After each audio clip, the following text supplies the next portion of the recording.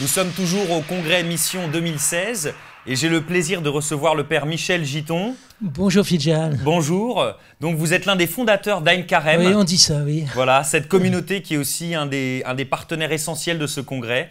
Et vous êtes également recteur de la collégiale Saint-Kyrias à Provins. Bravo. Alors, est-ce que vous pourriez nous dire, pour vous, quelle est l'urgence de la mission aujourd'hui ?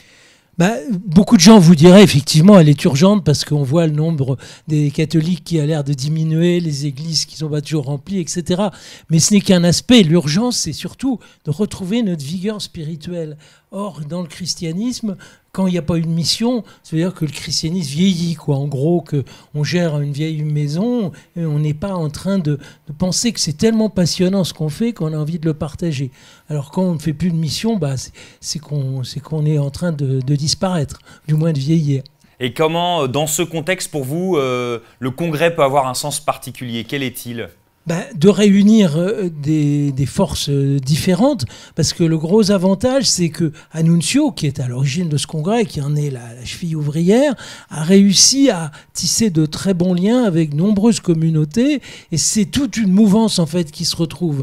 Bien sûr, il y a les habitués d'Annunzio, et les habitués d'Ain Carême, et les habitués de telle ou telle autre communauté, mais surtout, c'est plus large encore. On sent qu'il y a maintenant dans l'Église de France toute une mouvance de jeunes et même de moins jeunes, qui ont goûté à l'évangélisation et qui savent que c'est important.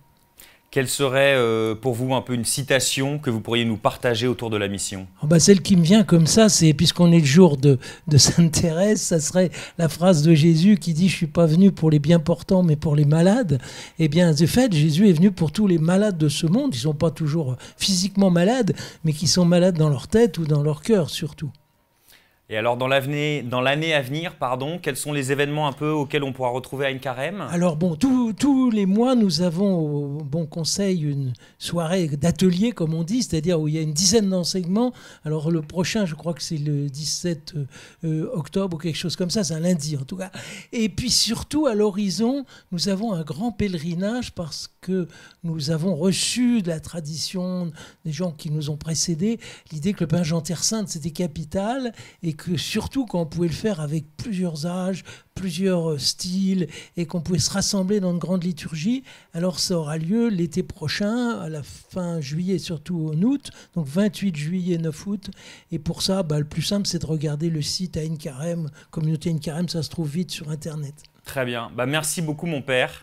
Merci et merci pour votre présence et bon congrès. Merci beaucoup.